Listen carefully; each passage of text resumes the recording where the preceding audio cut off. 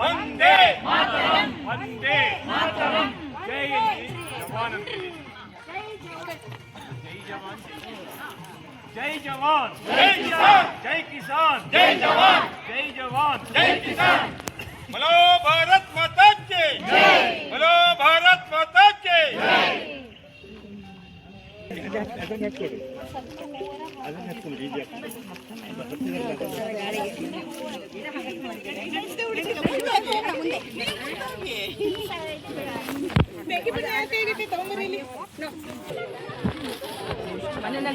ನಾನೇನೆ ಎಲ್ಲ ಕ್ಲಿಯರ್ ಇಲ್ವ ಈ ಕಡೆ ಬಾ ಮತ್ತೆ ಕೈ ಮುಟ್ಕೋಬೇಡಿ. ಆನಂದ ಅವರ ಬನ್ನಿ ಪಾರ್ಕ್ ಇದೆ ಬನ್ನಿ ಎಲ್ಲ ಬಂದಿದ್ದಾರೆ ಬನ್ನಿ ಬನ್ನಿ ನಡೀತಾ ಇದೆ ಬನ್ನಿ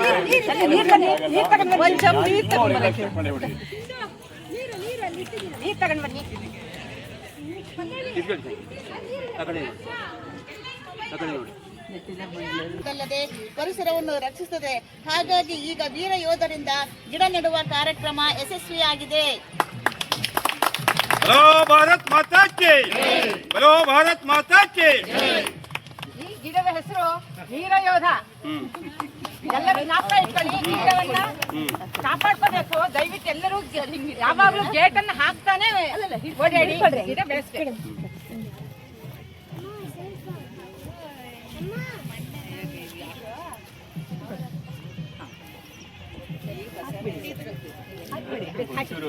ಹೌದು ಇದು ಟವಲ್ ತಂದಿದೆ.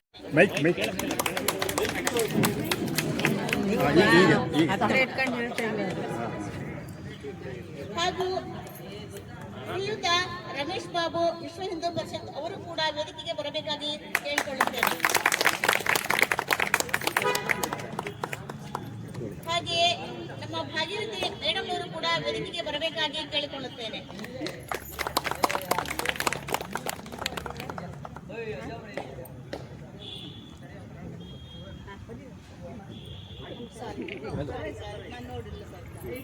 ಶ್ರೀಮತಿ ಅನಿತಾ ಮೇಡಮ್ ಅವರು ಕೂಡ ವೇದಿಕೆಗೆ ಬರಬೇಕಾಗಿ ಕೇಳಿಕೊಳ್ಳುತ್ತೇನೆ.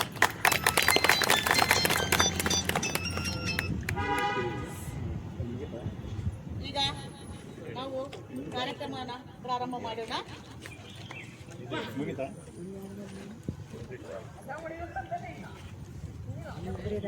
ಎಲ್ಲರಿಗೂ ನನ್ನ ನಮಸ್ಕಾರಗಳು.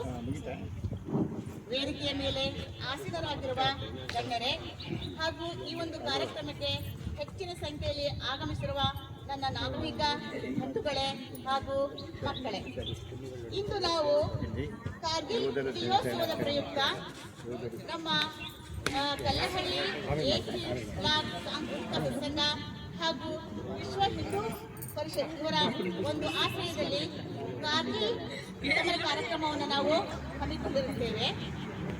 ಈ ಕಾರ್ಗಿಲ್ ಯುದ್ಧ ಅಂತಕ್ಕಂಥದ್ದು 1999 ಮೇ 3ನೇ ತಾರೀಕಿಂದ ಜುಲೈ 26ನೇ ತಾರೀಕಿನವರೆಗೂ, ಅಂದರೆ 2 ತಿಂಗಳು 3 ವಾರ ಹಾಗೂ 2 ದಿನಗಳ ಕಾಲ ನಿರಂತರವಾಗಿ ಕಾರ್ಗಿಲ್ನ ಒಂದು ಜಮ್ಮು ಕಾಶ್ಮೀರ ತೀರದಲ್ಲಿ ನಡೆದಂತಹ ಈ ಒಂದು ಯುದ್ಧ ಸಮರದಲ್ಲಿ ನಮ್ಮ ವೀರ ಯೋಧರು ಅವರ ಪ್ರಾಣವನ್ನೇ ಪಣವಾಗಿಟ್ಟು ದೇಶಕ್ಕೋಸ್ಕರ ಹೋರಾಡಿ ನಮಗೆ ಒಂದು ವಿಜಯವನ್ನು ತಂದುಕೊಟ್ಟಿರುತ್ತಾರೆ.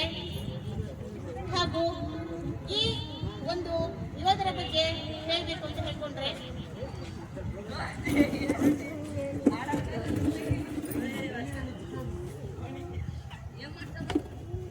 ವಿರೋಧಿಗಳ ವಿರುದ್ಧ ಎದೆಯೊಡ್ಡಿ ನಿಂತು ತನ್ನ ಎಲ್ಲಾ ಪರಿವಾರವನ್ನ ಬದಿಗೊತ್ತಿ ತಂದೆ ತಾಯಿ ಮಕ್ಕಳು ಎಲ್ಲರನ್ನು ಬದಿಗೊತ್ತಿ ತನ್ನ ದೇಶಕ್ಕಾಗಿ ಹಾಗೂ ಸಮಸ್ತ ನಾಡಿನ ಜನತೆಗಾಗಿ ತಮ್ಮ ಪ್ರಾಣವನ್ನೇ ಮುಡಿಪಾಗಿಟ್ಟಿರುತ್ತಾರೆ. ಗಡಿಯನ್ನೇ ತಮ್ಮ ಮನೆಯನ್ನಾಗಿ ಮಾಡಿಕೊಂಡು ತಾಯಿ ಇದ್ದರೂ ಕೂಡ ಭಾರತಾಂಬೆಯನ್ನೇ ತನ್ನ ತಾಯಿ ಎಂದು ಭಾವಿಸಿ ನಮಗೋಸ್ಕರ ಅವರು ಹೋರಾಡಿ ಎಷ್ಟೋ ಜನ ಯೋಧರು ಅಂಗಾಂಗಗಳ ಕಳೆದುಕೊಂಡಿರ್ತಾರೆ, ಎಷ್ಟೋ ಜನ ಯೋಧರು ಮರಣವನ್ನು ಹೊಂದಿರುತ್ತಾರೆ. ಆ ಯೋಧರಿಗೆಲ್ಲ ನಾವು ಕೊಡಬೇಕಾದ ಒಂದು ಗೌರವ ಇನ್ನೂ ಯಾರಿಗೂ ಅದು ಅರ್ಥ ಆಗಿಲ್ಲ. ಏಕೆಂದರೆ ಇವತ್ತು ಒಂದು ಸೈನಿಕರ ಕುಟುಂಬ, ಒಬ್ಬ ಸೈನಿಕ ತನ್ನ ಎಲ್ಲಾ ಭಾವನೆಗಳನ್ನ ಬದಿಗೊತ್ತಿ ತನ್ನ ಎಲ್ಲಾ ಆಕಾಂಕ್ಷೆಗಳನ್ನ ಮೂಟೆ ಕಟ್ಟಿ ಬಿಸಾಡಿಬಿಟ್ಟು ನನ್ನ ದೇಶ ನನ್ನ ಜನ ಅಂತ ಹೇಳ್ಕೊಂಡು ಅವರು ಬಿಸಿಲು ಗಾಳಿ ಮಳೆ ಇನ್ನು ಲೆಕ್ಕಿಸದೆ ಬಂಡೆಕಲ್ಲುಗಳ ಮಧ್ಯೆ ಹಿಮದ ಮಂಜಿನಲ್ಲಿ ತೇಲಾಡುತ್ತಾ ಎಷ್ಟೋ ಭಾರಗಳನ್ನ ಹೊತ್ತು ನಮಗೋಸ್ಕರ ಅವರು ಸೆಣಸಾಡ್ತಿದ್ದಾರೆ ಅಂತ ಹೇಳ್ಕೊಂಡ್ರೆ ಭಾರತೀಯರೇ, ನಾವು ಅವರಿಗೆ ಏನು ಕೊಟ್ಟಿದ್ದೇವೆ? ಒಂದು ದಿನವಾದರೂ ನಾವು ಕಣ್ಮುಚ್ಚಿ ಅವರ ಸ್ಮರಣೆಯನ್ನ ಮಾಡಿದ್ದೇವೆ? ಖಂಡಿತ ಇಲ್ಲ. ಮೇರಾ ಭಾರತ್ ಮಹಾನ್ ಎಂದು ಕೇವಲ ವಾಟ್ಸಪ್ ನಲ್ಲಿ ಇನ್ಸ್ಟಾಗ್ರಾಮ್ ನಲ್ಲಿ ಹಾಕೊಂಡ್ರೆ ಅದು ಕಾರ್ಯಗತ ಆಗಲ್ಲ. ಅಟ್ಲೀಸ್ಟ್ ಒಂದು ದಿನವಾದರೂ ನಾವು ಆ ಒಬ್ಬ ಯೋಧರನ್ನ ಗೌರವಿಸಬೇಕು, ಸ್ಮರಿಸಬೇಕು, ಅವರಿಗೆ ಶಬಾಷ್ ಹೇಳಬೇಕು, ಅವರ ಕುಟುಂಬದವರಿಗೆ ನಾವು ಧೈರ್ಯವನ್ನು ತುಂಬಬೇಕು. ಆಗ ನಮ್ಮ ಕಾರ್ಯಕ್ರಮ ಏನೇ ಮಾಡಿದ್ರು ಅದು ಸಾರ್ಥಕ ಆಗುತ್ತೆ. ಆ ಒಂದು ಉದ್ದೇಶದಿಂದಲೇ ಅವರಿಗೆ ನಾವು ಇವತ್ತು ಒಂದು ಯೋಧನ ಮನ ಕಾರ್ಯಕ್ರಮವನ್ನ ಹಮ್ಮಿಕೊಂಡಿರುತ್ತೇವೆ ಎಂದು ಹೇಳಲು ಆಶಿಸುತ್ತೇನೆ. ಈಗ ಕಾರ್ಯಕ್ರಮವನ್ನು ಪ್ರಾರಂಭ ಮಾಡೋಣ. ಮೊದಲನೇದಾಗಿ ಪ್ರಾರ್ಥನೆ ಶ್ರೀಮತಿ ಪಲ್ಲವಿ, ಶಾಂತ, ಸಿಂಧು, ವಿದ್ಯಾಶ್ರೀ ಹಾಗೂ ಪಲ್ಲವಿ ಎನ್ ಇವರಿಂದ.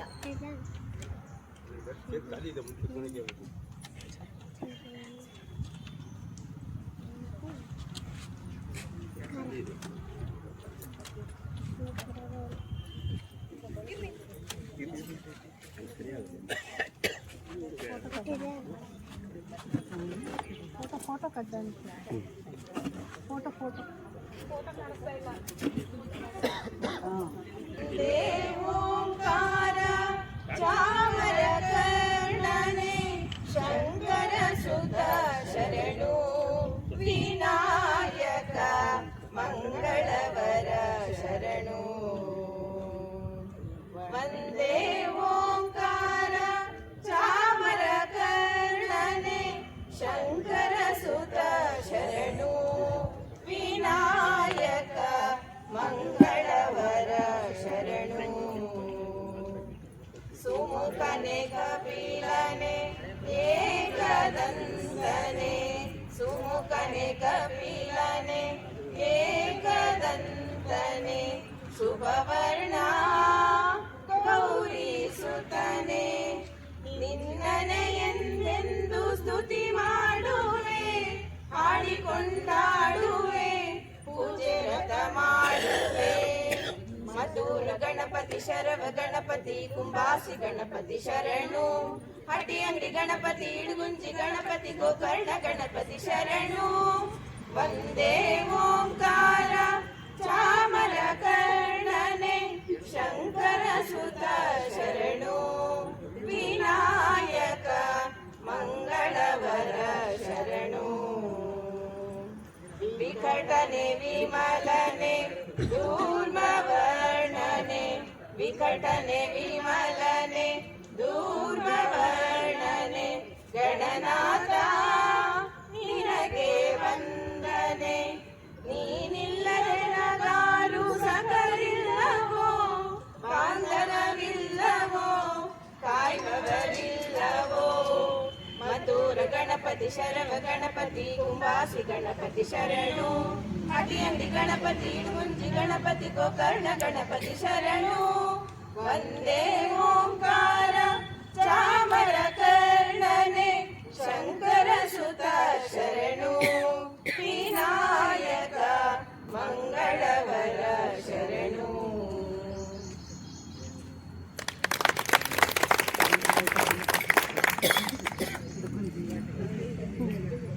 ಪ್ರಾರ್ಥನೆಯನ್ನ ಮಾಡಿದಂತಹ ನನ್ನ ಎಲ್ಲಾ ಸಹೋದರಿಯರಿಗೂ ಧನ್ಯವಾದಗಳು. ಈಗ ಮುಂದಿನ ಕಾರ್ಯಕ್ರಮ ತಮ್ಮೆಲ್ಲರನ್ನು ಸ್ವಾಗತಿಸಲು ಬರುತ್ತಿದ್ದಾರೆ ಶ್ರೀಮತಿ ಶೋಭಾರವರು.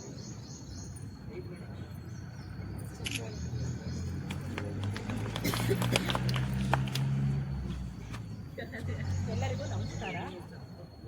ಇಂದಿನ ನಮ್ಮ ಯೋಧನ ಮನೆ ಕಾರ್ಯಕ್ರಮಕ್ಕೆ ಆಗಮಿಸಿದಂತಹ ಶ್ರೀಯುತ ನಾಗೇಂದ್ರ ಸರ್ ನಿವೃತ್ತ ಸೈನಿಕರು ಅವರಿಗೆ ನಮ್ಮ ನಿಮ್ಮೆಲ್ಲರ ಪರವಾಗಿ ಹೃದಯದ ಸ್ವಾಗತವನ್ನು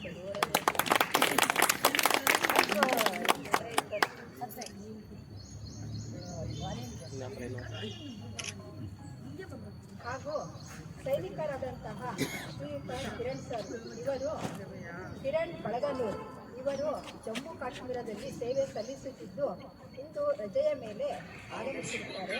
ಅವರು ನಮ್ಮ ಕಾರ್ಯಕ್ರಮದಲ್ಲಿ ಉಪಸ್ಥಿತರಿರುತ್ತಾರೆ. ಅವರಿಗೆ ನಮ್ಮ ನಿಮ್ಮೆಲ್ಲರ ಪರವಾಗಿ ಹೃತ್ಪೂರ್ವಕವಾದ ಸ್ವಾಗತವನ್ನು ನೀಡುತ್ತೇವೆ. ಹಾಗೂ ಅತಿಥಿಗಳಾದಂತಹ ವಿಶ್ವ ಹಿಂದೂ ಪರಿಷತ್ ಪ್ರಮುಖರಾದ ರಮೇಶ್ ಬಾಬುರವರು ನಮ್ಮ ಕಾರ್ಯಕ್ರಮಕ್ಕೆ ಆಗಮಿಸಲಿದ್ದಾರೆ. ಅವರಿಗೂ ಸಹ ನಮ್ಮ ನಿಮ್ಮೆಲ್ಲರ ಪರವಾಗಿ ಸ್ವಾಗತವನ್ನು ಬಯಸುತ್ತೇವೆ.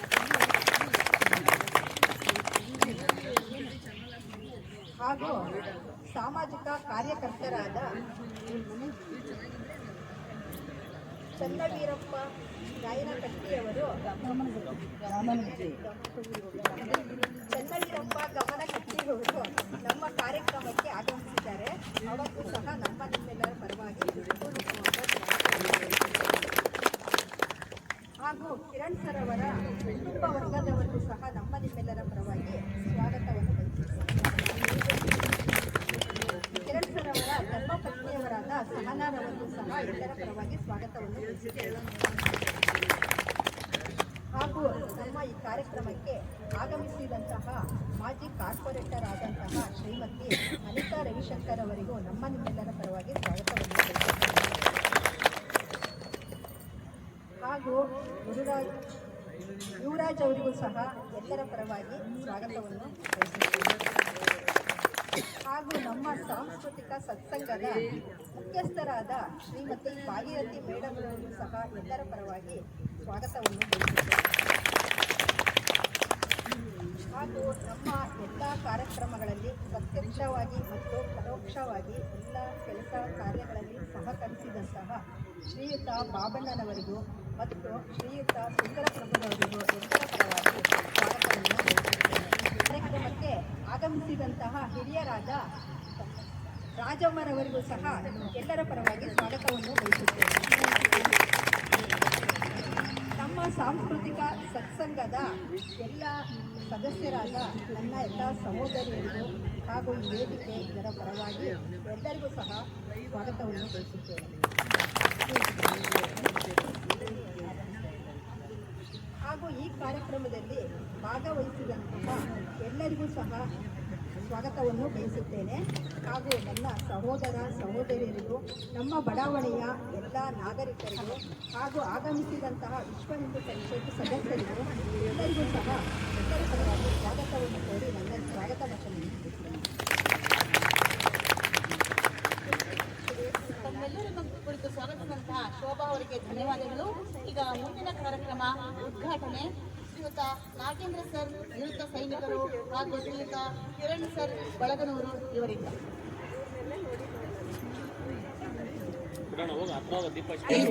ಬ್ರಹ್ಮ ದೀಪ ಮಧ್ಯೆ ಜನಾರ್ದನಃ ದೀಪಾಗ್ರೆ ಶಂಕರಃ ಸಂಧ್ಯಾ ದೀಪ ನಮೋಸ್ತುತೆ ದೀಪಮೂಲೆ ಸ್ಥಿತ ಬ್ರಹ್ಮ ದೀಪ ಮಧ್ಯೆ ಜನಾರ್ದನಃ ದೀಪಾಗ್ರೆ ಶಂಕರಂ ಪ್ರೋಕ್ತಃ ಸಂಧ್ಯಾ ದೀಪ ನಮೋಸ್ತುತೆ.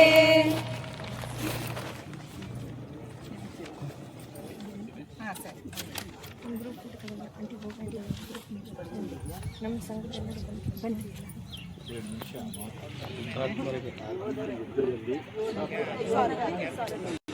ಕಾರ್ಗಿಲ್ ಯುದ್ಧದಲ್ಲಿ ಹೋರಾಡಿ ಮಡಿದಂತಹ ನಮ್ಮ ವೀರ ಯೋಧರಿಗೆ 2 ನಿಮಿಷ ಮೌನಾಚರಣೆಯನ್ನ ಆಚರಿಸೋಣ.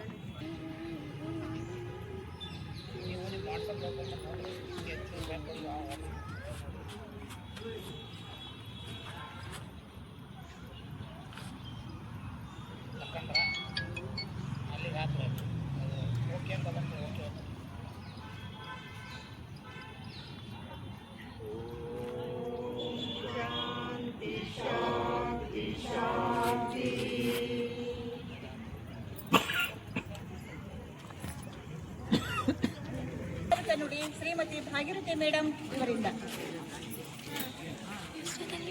ಒಂದು ಕಡೆ ನಿಲ್ಲಿಸ್ಬೇಕಾನೆ, ಅದನ್ನ ಟ್ರೈಪಾಡ್ ತೆಗ್ದ್ಬಿಟ್ಟು ಒಂದು ಕಡೆ ನಿಲ್ಲಿಸ್ಬೇಕು. ಇಲ್ಲಿ ಮಾಡ್ಕೊತದ ಇರಪ್ಪ ಹೊಡ್ಕೊ ಎಲ್ಲರ ಪರವಾಗಿ ಸ್ವಾಗತವನ್ನು ಬಯಸುತ್ತೇನೆ. 7 ವರ್ಷದ ಹಿಂದೆ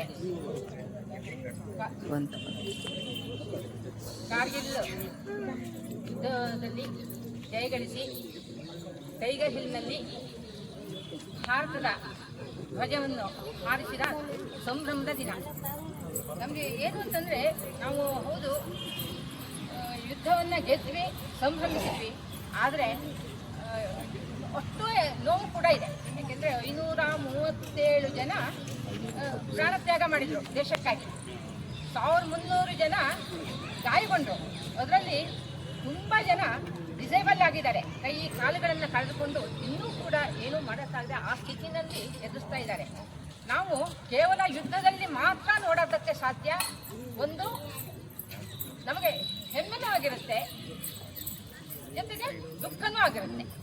ಪೇಯ್ನ್ ಆ್ಯಂಡ್ ಪ್ರೈಡ್ ಎರಡೂ ಕೂಡ ಇರ್ತಕ್ಕಂಥದ್ದು ಕೇವಲ ಯುದ್ಧದಲ್ಲಿ ಮಾತ್ರ. ಬೇರೆದಲ್ಲೆಲ್ಲ ನಾವು ಮದುವೆ ಎಲ್ಲ ಮಾಡ್ತೇವೆ, ಬೇರೆ ಕೇವಲ ಸಂಭ್ರಮ, ಯಾರಾದರೂ ತೀರ್ಕೊಂಡ್ರು ನಮಗೆ ದುಃಖ.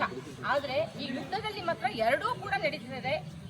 ಎರಡನ್ನೂ ಅಷ್ಟೇ ಸಮಾನವಾಗಿ ಸ್ವೀಕರಿಸಿ ಅನುಭವಿಸಬೇಕಾಗ್ತದೆ. ಹಾಗಾಗಿ ಕಾರ್ಗಿಲ್ ಯುದ್ಧ ಅದು ನಿಜವಾಗಿಯೂ ಆಗಬಾರ್ದಿತ್ತು. ಆದರೆ ಅದು ಪಾಕಿಸ್ತಾನದವರು ಏನು ನಮ್ಮ ದೇಶಕ್ಕೂ ಅವರ ದೇಶಕ್ಕೂ ಒಂದು ಒಪ್ಪಂದ ಆಗಿರ್ತದೆ. ಏನು ತುಂಬ ಗ್ಲೇಸಿಯರ್ ಇದ್ದಂಥ ಸಮಯದಲ್ಲಿ, ಚಳಿಗಾಲದಲ್ಲಿ ನಮ್ಮ ಸೈನಿಕರು ಕೂಡ ಕೆಳಗಿಳಿದು ಬರ್ತಾರೆ, ಪಾಕಿಸ್ತಾನದವರು ಕೂಡ ಕೆಳಗಿಳಿದು ಹೋಗ್ತಾರೆ. ಮತ್ತೆ ಎಲ್ಲ ಸೀಸನ್ ಮುಗಿದ ಮೇಲೆ ಇವರು ಮೇಲೆ ಹತ್ತಿ ಹೋಗ್ತಾರೆ, ಅವರು ಮೇಲೆ ಹತ್ತಿ ಹೋಗ್ತಾರೆ. ಆದರೆ ಅವರು ಎಲ್ಲರೂ ನಾವು ನಮ್ಮ ಸೈನಿಕರು ಕೆಳಗಿಳಿದಂತ ಬಂದಂಥ ಸಂದರ್ಭದಲ್ಲಿ ಅವರು ಪಾಕಿಸ್ತಾನದವರು ಎಲ್ಲದನ್ನು ಆ ಕಾರ್ಗಿಲ್ ಬೆಟ್ಟವನ್ನು ವಶಪಡಿಸ್ಕೊಳ್ಬೇಕು ಹೇಳಿ ತಮ್ಮ ಸೈನಿಕರನ್ನೆಲ್ಲ ಮೇಲೆ ಹತ್ತಿಸಿ ಎಲ್ಲ ಯಾಕಂತ ಹೇಳಿದ್ರು, ಫಸ್ಟು ಕುರಿ ಕಾಯಕ್ಕೆ ಹೋಗ್ತಾರಲ್ಲ ಅವರು ಮೇಲೆ ಯಾವುದೋ ಒಂದು ಕುರಿ ಅವ್ರ ಕಾಲು ಹೋಗಿತ್ತು ಅನ್ಸುತ್ತೆ. ಅದನ್ನು ನೋಡ್ತಾ ಹೋದಂಥ ಸಮಯದಲ್ಲಿ ಅವನಿಗೆ ಅಲ್ಲಿ ಇರ್ತಕ್ಕಂಥದ್ದು ಗೊತ್ತಾಯಿತು. ಬಂದು ಹೇಳ್ದ. ಆದರೆ ಏನು ತಿಳ್ಕೊಂಡಿದ್ರು, ಇವರು ಭಯೋತ್ಪಾದಕರು. ಖಂಡಿತ ಪಾಕಿಸ್ತಾನದವರು ಸೈನಿಕರನ್ನು ಕಳಿಸಿರಲ್ಲ, ಭಯೋತ್ಪಾದಕರನ್ನು ಕಳಿಸಿರ್ತಾರೆ ಹೇಳಿ ಈ ಸಮಯದಲ್ಲಿ ನಾವು ಸೌರಭ್ ಕಾಲಿಯಾ ಅವರಿಂದ ಜ್ಞಾಪಿಸ್ಕೋಬೇಕು.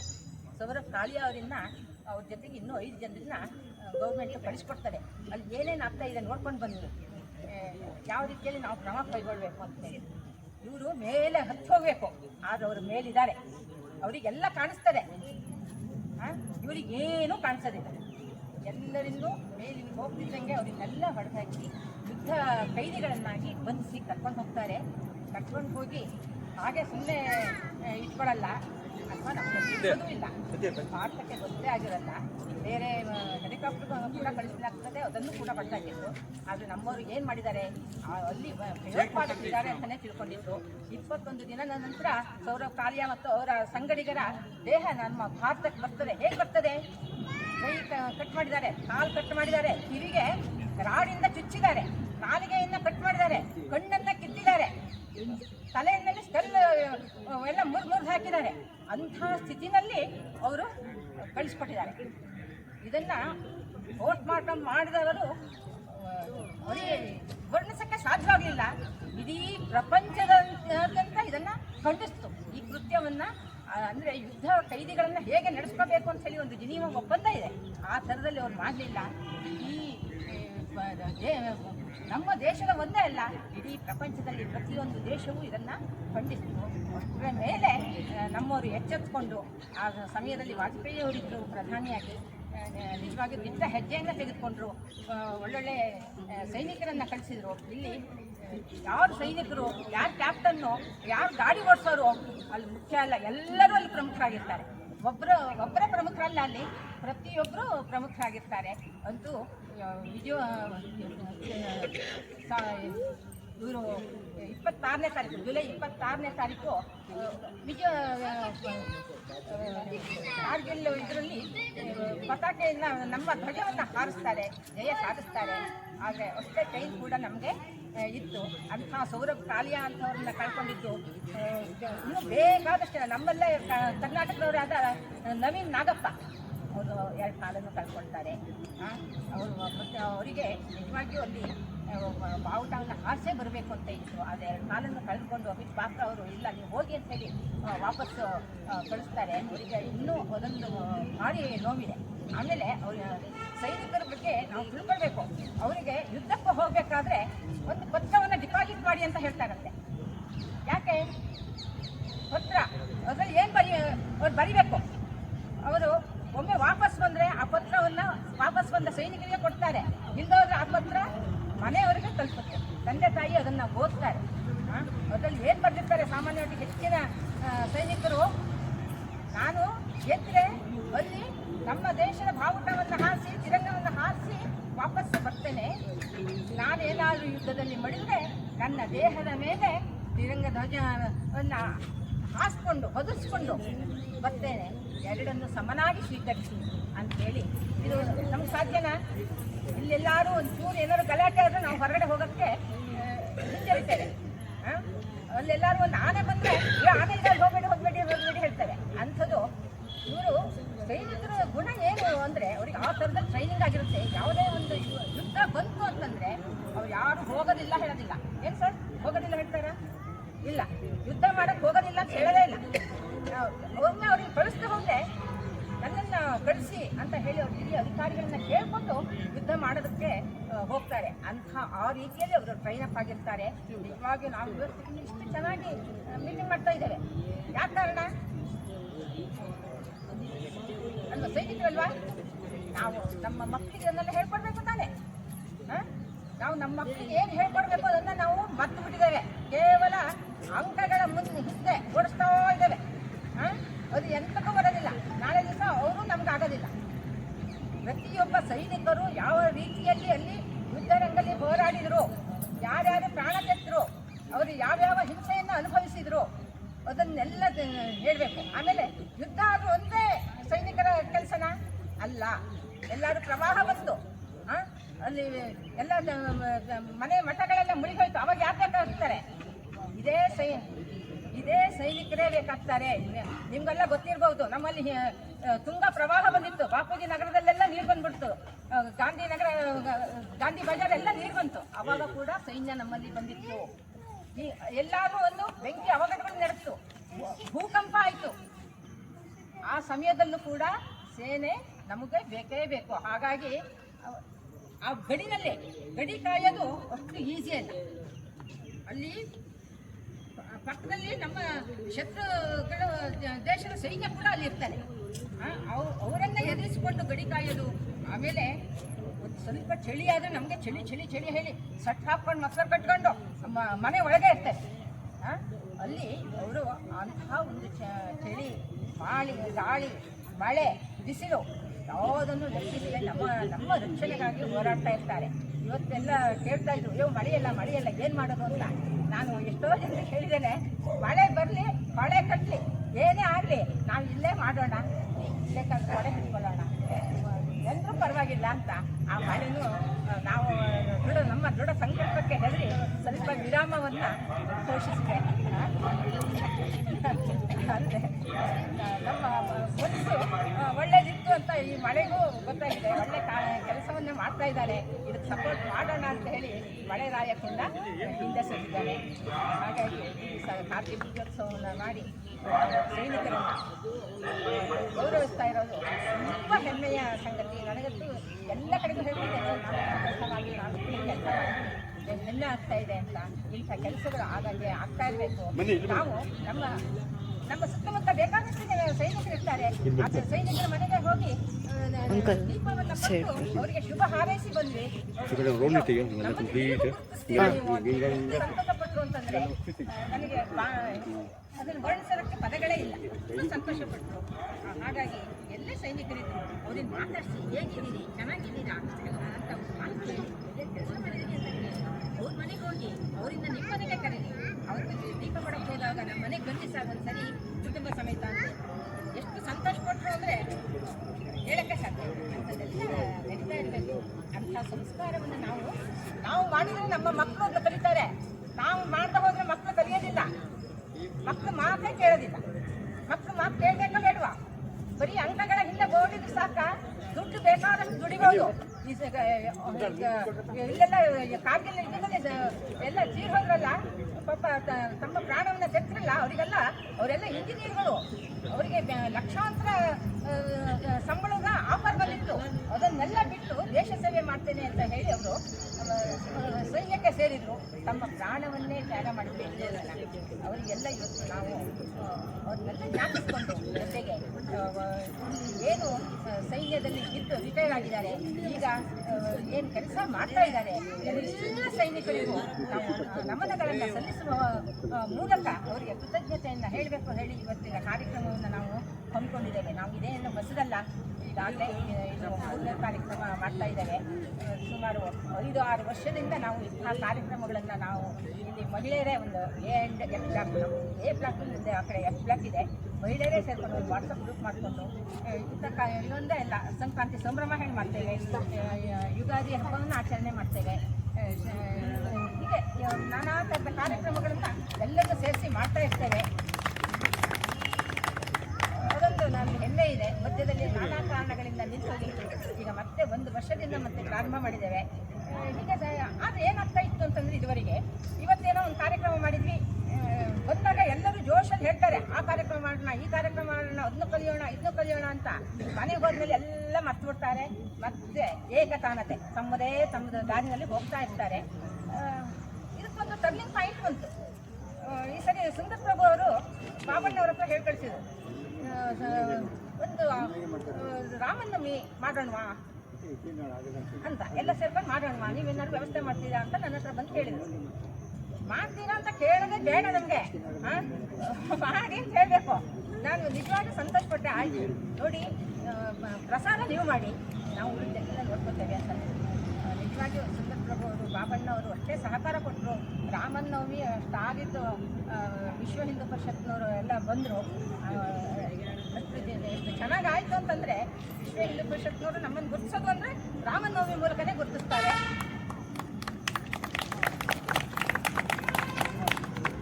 ಅವತ್ತಿನ ದಿವಸ ಏನಾಯಿತು ಅಂತಂದರೆ, ಹೀಗೆ ನಮ್ಮೆಲ್ಲದರಲ್ಲೂ ನಾವು ಭಕ್ತಿಗೀತೆಗಳನ್ನು, ದೇಶಭಕ್ತಿ ಗೀತೆ ಇಂಥದ್ದೆಲ್ಲ ಹೇಳ್ತಾ ಇರ್ತೇವೆ. ಅವತ್ತು ಯಾಕೋ ರಾಮನ ಬಗ್ಗೆ ಒಂದು ಹಾಡು ತುಂಬ ಕೆಟ್ಟದಾಗಿ ಹಾಡ್ಬಿಟ್ವಿ, ಭಾರಿ ಬೇಜಾರಾಗೋಯ್ತು. ಅಲ್ಲೇ ನಾನು ಹೇಳಿದೆ, ನಾವು ಇನ್ನು ಮುಂದೆ ಯಾವುದೇ ಒಂದು ಕಾರ್ಯಕ್ರಮ ಮಾಡಿದರೆ 4 ದಿವಸ ಪ್ರಾಕ್ಟೀಸ್ ಮಾಡ್ಕೊಂಡು ಬರೋಣ, ಈ ಥರ ಹಾಡೋದು ಬೇಡ ಅಂತ ಹೇಳಿದೆ. ಎಲ್ಲರೂ ಒಪ್ಪಿದ್ರು. ಮೆಸೇಜ್ ಹಾಕಿದ್ವಿ, ಬರೋರು ಬನ್ನಿ ಅಂತ. ಸುಮಾರು ಒಂದು 15 ಜನರ ಗುಂಪು ನಾವೀಗ ದೇಶಭಕ್ತಿ ಗೀತೆಯನ್ನು ಒಂದು ಸತ್ಸಂಗ ಅಂತ ಹೇಳಿ ಮಾಡಿಕೊಂಡು ವಾರಕ್ಕೆ 2 ದಿವಸ ಸೇರ್ತಾ ಇದ್ದೇವೆ. ನಮ್ಮಲ್ಲಿ ಬಾಂಡಿಂಗ್ ಬೆಳೆದಿರೋದು ಈ ಉದ್ದೇಶಕ್ಕೆ. ಹಿಂದೆ ಎಲ್ಲ ಬಾಂಡಿಂಗ್ ಬೆಳೆಯಲೇ ಇಲ್ಲ. ಅವರು ಕಾರ್ಯಕ್ರಮ ಮಾಡಿದ್ವಿ, ಮನೆಗೆ ಹೋಗಿ ಕೂತ್ಕೊಂಡು ಅಷ್ಟೇ ಆಗಿತ್ತು. ಈಗ ನಮ್ಮಲ್ಲಿ ಒಂದು ಬಾಂಡಿಂಗ್ ಬೆಳೆದಿದೆ. ಇಲ್ಲಿ ಈ ಕಡೆ ನಿಂತಿದ್ದವರೆಲ್ಲ ನಮ್ಮ ಪರಿವಾರ ಅಂತ ಹೇಳ್ಕೊಳ್ಳೋಕ್ಕೆ ನನಗೆ ತುಂಬ ಹೆಮ್ಮೆ ಅನ್ನಿಸ್ತಾರೆ.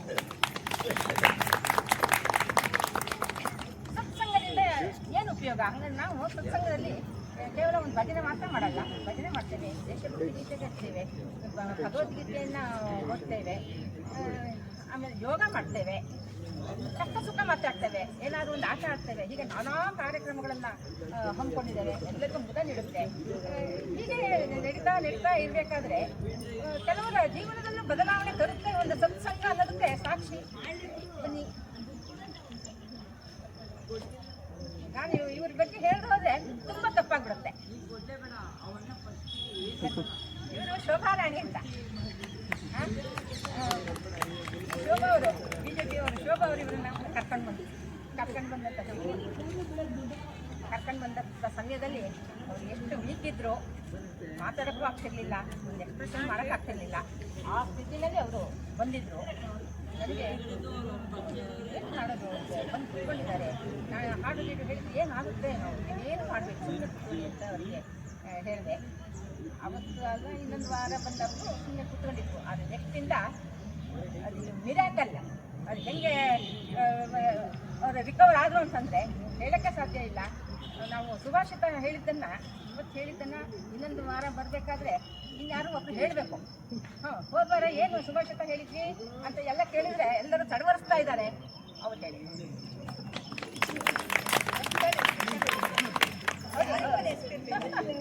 ಅದು ಬದಲಾವಣೆ ನಮ್ಮ ಸತ್ಸಂಗದಿಂದ ಅವರಿಗೆ ಆ್ಯಕ್ಚುಲಿ ಕನ್ಫ್ಯೂಷನ್ ಆಗಿದೆ ಅವರಿಗೆ, ಸ್ವಲ್ಪ ಮರ್ತು ಹೋಗುತ್ತೆ, ದಾರಿ ಗೊತ್ತಾಗ್ತಿರ್ಲಿಲ್ಲ. ಈಗ ಬಂದ ದಾರಿನಲ್ಲಿ ನೀಟಾಗಿ ಅವ್ರ ಮನೆ ಕಳಿಸ್ತಾರೆ. ಮಕ್ಕಳಿಗೆ ಹೇಳಿದ್ರಂತೆ, ಹೌದು ಅಮ್ಮ ನೀವು ಒಂದು ಹೋಗ್ತಾ ಇರು, ಭಾಗವಹಿಸು ಅಂತ ಅವರಿಗೆ ಎಂಕರೇಜ್ ಮಾಡಿದ್ದಾರೆ. ಇದೊಂದು ಪ್ಲಸ್ ಪಾಯಿಂಟು. ನಾನು ಹಾಗೇನೆ ನಮ್ಮ ಭಾವ ಆಯುರ್ವೇದಿಕ್ ಪ್ರಿನ್ಸಿಪಾಲ್ ಆಗಿತ್ತು ಗೌರ್ಮೆಂಟ್ ಕಾಲೇಜಲ್ಲಿ, ಅವರು ರಿಟೈರ್ ಆಗಿದ್ದಾರೆ. ಹೀಗೆ ಮಾತಾಡ್ತಾ ಹಿಂಗೆ ಸತ್ಸಂಗ ನಡೆಸ್ತಾ ಇದ್ದೇವೆ. ಇಂಥ ಇವ್ರು ಕೇಸ್ ಹೇಳಿದೆ, ಹೌದು ಸರೋಪಚಾರ ಅಂತ ಹೇಳ್ತಾರೆ. ಕೆಲವೊಂದು ಹಾಸ್ಪಿಟ್ಲುಗಳಲ್ಲಿ ಒಂದು ದೊಡ್ಡ ಹಾಲನ್ನು ಕಟ್ಟಿಸಿದ್ದು, ಅಲ್ಲಿ ಸಂಗೀತ ಕಾರ್ಯಕ್ರಮ, ನುರಿತವರಿಂದ ಭಾಷಣ, ಒಳ್ಳೊಳ್ಳೆ ಮಂತ್ರಗಳು, ಅದನ್ನೆಲ್ಲ ಅಲ್ಲಿ ಹೇಳ್ತಾ ಇರ್ತಾರೆ. ಅದು ಅರ್ಥ ಕಾಯಿಲೆಯನ್ನು ಗುಣ ಮಾಡುತ್ತೆ.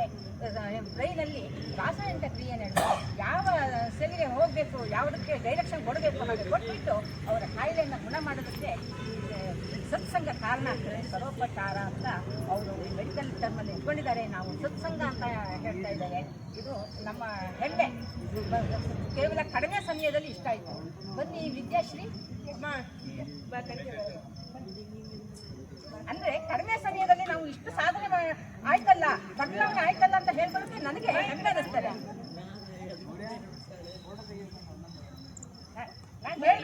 ನಾನು ಅವರಿಂದ ಉದ್ದೇಶ ಹೇಳಿದ ಹೋದ ತಪ್ಪಾಗ್ಬಿಡುತ್ತೆ. ಇವರು ವಿದ್ಯಾಶ್ರೀ, ಇವ್ರು ಯಾರು ಎಲ್ಲರಿಗೂ ಪರಿಚಯದವರೇ. ಬಾಬಣ್ಣ ಅವ್ರ ಮಿಸಸ್ ಸಿಂಧೂರಾಣಿ ಅಮ್ಮ. ಬರಲೇ ಇಲ್ಲ ಇವರು ಭಜನೆಗೆ, ಬರಲೇ ಇಲ್ಲ. ಯಾಕೆ ಸಿಂಧು ಅಮ್ಮ ಬರ್ತಾ ಇಲ್ವಲ್ಲ? ಅಮ್ಮಗೆ ಹುಷಾರಿಲ್ಲ ಆಂಟಿ, ಡಾಕ್ಟರ್ ಹೇಳಿದ್ದಾರೆ 15 ದಿವಸ ಮನೆಗೆ ಹೊರಡಲೇಬಾರ್ದು, ಮನೆಗೆ ರೆಸ್ಟ್ ತಗೋಬೇಕು. ಹೌದಾ? ಮಲ್ಕೊಂಡೇ ಇರ್ತಾರೆ ಪಾಪ, ತುಂಬ ಹುಷಾರಿಲ್ಲ, ಕರ್ಕೊಂಡು ಬರಬಾರ್ದು ಅಂತೆಲ್ಲ ಹೇಳಿದ್ಲು ಅವಳು. ನಾನು ಹೌದಾ ಹೇಳಿ ಸುಮ್ಮನಾಗ್ಬಿಟ್ಟು ಅವತ್ತೇನು ನಾನು ಮಾತಾಡಲಿಲ್ಲ. ಮಾರನೇ ದಿವಸ ಸಿಂಧು ಫೋನ್ ಮಾಡಿದೆ, ಸಿಂಧು ನಿಮ್ಮ ಮನೆಗೆ ಬರಬೇಕು ಅಂತಿದ್ದೇನೆ ನಾನು ಅಂತ. ಯಾಕೆ ಆಂಟಿ ಅಂತ, ಸುಮ್ಮನೆ ನಿಮ್ಮನ್ನೆಲ್ಲ ಮಾತಾಡ್ಕೊಂಡು ಹೋಗೋಣ ಅಂತ ಅಂತೆ. ಆಯ್ತು ಬನ್ನಿ ಅಂತ ಹೇಳ್ತೇನಂತೆ. ಇಲ್ಲೇ ಬರ್ತೀನಿ ಸರಿ ಹೋದೆ. ಹೋಗ್ತಿದ್ದಂಗೆ ಇಲ್ಲೂ ಮಫ್ಲರ್ ಕಟ್ಕೊಂಡಿದ್ದಾರೆ, ಕಟ್ ಹಾಕ್ಕೊಂಡಿದ್ದಾರೆ, ಮುಖದಲ್ಲಿ ಯಾವ ಕಳೆನೂ ಇಲ್ಲ. ಎದ್ದು ಬಂದರು ಬಂದ ಕೂಡಲೇ ನಾನೇನು ಅವ್ರ ಆರೋಗ್ಯದ ಬಗ್ಗೆ ಏನು ವಿಚಾರಿಸಲಿಲ್ಲ, ಸುಮ್ಮನೆ ಅದು ಇದು ಮಾತಾಡಿದೆ. ಸರಿ ಹೇಳಿದೆ, ಆ್ಯಕ್ಟಿವ್ ಆಗಿರಬೇಕು, ಡಾಕ್ಟರ್ ಹೇಳಿರ್ಬೋದು ರೆಸ್ಟ್ ಬೇಕು ಅಂತ, ಬೆಳಗ್ಗೆಯಿಂದ ರೆಸ್ಟ್ ತಗೊಂಡಿರ್ತೀರ, ಸಂಜೆ ಬನ್ನಿ ಅಂತ. ಕೂಡ ಬರೋಕ್ಕೆಲ್ಲ ಕಷ್ಟ ಆಗ್ತದೆ ಅಂತ. ಏನು ಕಷ್ಟ ಆಗಲ್ಲ, ಹುಡುಗರಿಗೆ ನಡ್ಕೊಂಡು ಬನ್ನಿ. ನೀವು ನಮ್ಮನೆಗೆ ಬಂದು ಒಂದು ಕೂತ್ಕೊಳ್ಳೋಕ್ಕಾಗಿ ಕೂತ್ಕೊಳ್ಳಿ, ಇಲ್ಲದೆ ಹೋದರೆ ಬನ್ನಿ ಬಸ್ಸನ್ನು ದಾಟಿ ಮತ್ತು ಹಂಗೆ ಹೋಗಿ, ಬಸ್ಸನ್ನು ದಾಟಿ ಹಾಗೆ ಹೋಗಿ ಇದು ಮಾಡಿ ನಿಮ್ಮ ಆರೋಗ್ಯ ಹೇಗೆ ಸುಧಾರಿಸ್ತದೆ ಅಂತ ನೀವೇ ನೋಡ್ಕೊಳ್ಳಿ ಅಂತ ಹೇಳಿದೆ. ಮಾರನೇ ದಿವಸನೇ ಸತ್ಸಂಗ ಇತ್ತು. ಮಗಳಕ್ಕಿಂತ ಮೊದಲೇ ಅಮ್ಮ ಚೆನ್ನಾಗಿ ಡ್ರೆಸ್ ಮಾಡ್ಕೊಂಡು ಹಾಜರು. ಅಲ್ಲಿಂದ ಇವತ್ತಿಗೂ ಬರ್ಕೊಂಡಿಲ್ಲ. ಇದು ಸತ್ಸಂಗದ ಪ್ರಭಾವ.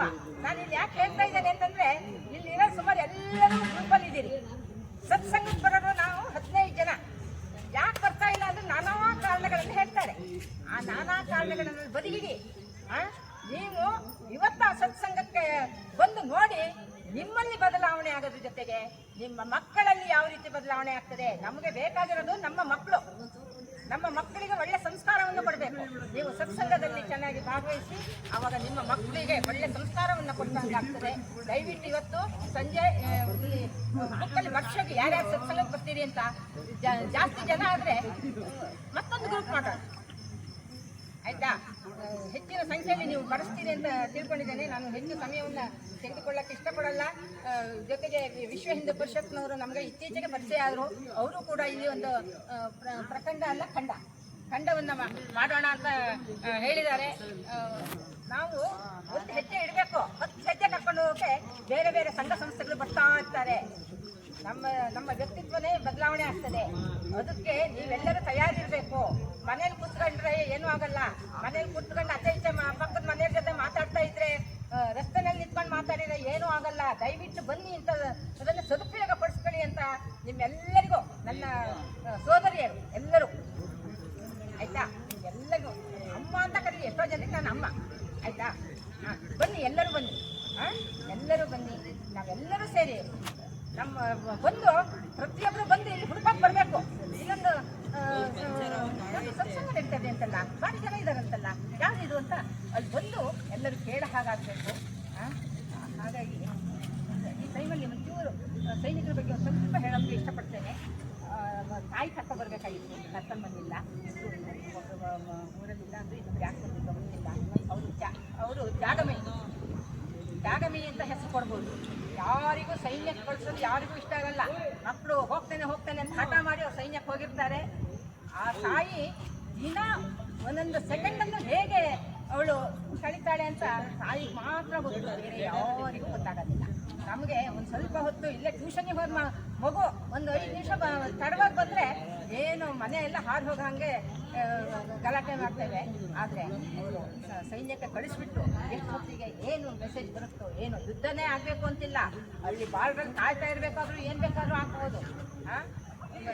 ಆಮೇಲೆ ತುರ್ತು ಸಂದರ್ಭಗಳಲ್ಲಿ ಬೇರೆ ಬೇರೆ ಕಡೆ ಹೋಗಿರ್ತಾರಲ್ಲ, ಅಲ್ಲೂ ಏನಾದರೂ ಆಗ್ಬೋದು. ಆದರೆ ಅದನ್ನೆಲ್ಲ ಮೀರಿ ಅವರು ತನ್ನ ಮಕ್ಕಳನ್ನ ಅಲ್ಲಿ ಸೈನ್ಯ ಕಳಿಸ್ತಾರಲ್ಲ ಅಂತ ತಾಯಂದಿರಿಗೆ ನನ್ನ ದೊಡ್ಡದೊಂದು ಸಲಾಮ್.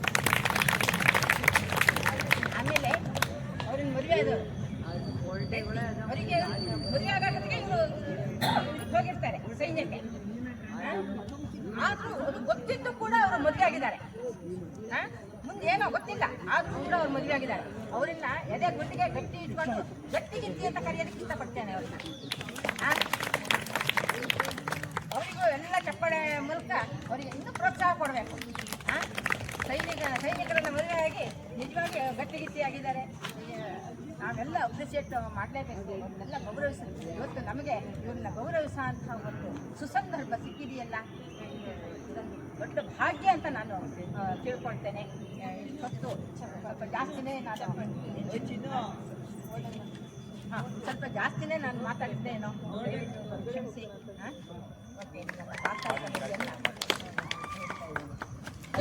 ನಾವು ಕಾರ್ಗಿಲ್ ಯುದ್ಧನ ಕಣ್ಣಾರೆ ನೋಡ್ತಾ ಇದೀವಿ ಅನ್ನೋದಕ್ಕೆ ಕಣ್ಣು ಕಟ್ಟುವ ರೀತಿಯಲ್ಲಿ ಅವರು ವಿಸ್ತಾರವಾಗಿ ಹೇಳಿದ್ದಾರೆ. ಹಾಗೆಯೇ ಪೇರೆಂಟ್ಸ್ಗಳು ತಮ್ಮ ಮಕ್ಕಳನ್ನ ಯಾವ ರೀತಿ ಬೆಳೆಸಬೇಕು ಎಂಬುದನ್ನು ಕೂಡ ತಿಳಿಸಿಕೊಟ್ಟಿದ್ದಾರೆ. ಅವರಿಗೆ ಧನ್ಯವಾದಗಳು. ಈಗ ಮುಂದಿನ ಕಾರ್ಯಕ್ರಮ ದೇಶಭಕ್ತಿ ಗೀತೆ ಓ ನನ್ನ ದೇಶ ಬಾಂಧವರೇ, ಎಲ್ಲ ಶಿಕ್ಷಕ ಸಂಘದ ಸದಸ್ಯರಿಂದ.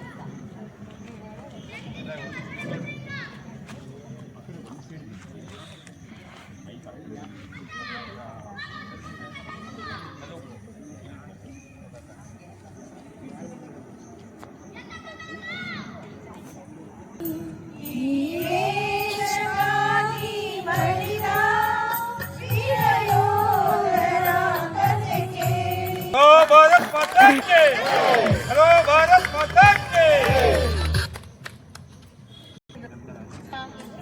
ನಾಗೇಂದ್ರ ಸರ್ ಅವರ ತಂದೆ ಬಂದ್ಬಿಟ್ಟು ದಿವಂಗತ ನಾಗರಾಜರಿಗೆ, ತಾಯಿ ಜಯಲಕ್ಷ್ಮಿ, ಅವರಿಗೆ ಒಬ್ಬರು ಬ್ರದರ್ ಇದ್ದಾರೆ, ಮತ್ತು ಎಲ್ಡರ್ ಸಿಸ್ಟರ್ ಒಬ್ಬರಿದ್ದಾರೆ, ಸ್ಮಾಲ್ ಸಿಸ್ಟರ್ ಒಬ್ಬರು ಇದ್ದಾರೆ. ಅವರ ಎಜುಕೇಷನ್ ಬಂದ್ಬಿಟ್ಟು 1ನೇ ತರಗತಿಯಿಂದ 1 to 7th ವರೆಗೂ ಅವರು ಸರ್ಕಾರಿ ಪ್ರಾಥಮಿಕ ಶಾಲೆ ಮಿಳಗಟ್ಟೆಯಲ್ಲಿ ಮಾಡಿದ್ದು. 8th to 10th national boys high school Balaraj ರಸ್ತೆ ಮಾಡಿದ್ದು. ITI ಸರ್ ಎಂ ವಿಶ್ವೇಶ್ವರಯ್ಯ ಭದ್ರಾವತಿಯ ಕಡಗಕಟ್ಟೆಯಲ್ಲಿ ಮಾಡಿರುತ್ತಾರೆ. TVS ಕಾಲೇಜಿನಲ್ಲಿ ಫಸ್ಟ್ ಇಯರ್ ಇಂಜಿನಿಯರಿಂಗ್ ಇದ್ದಾರೆ. 1999 ಅಕ್ಟೋಬರ್ ಆರ್ಮಿಗೆ ಜಾಯ್ನ್ ಆಗಿದ್ದಾರೆ.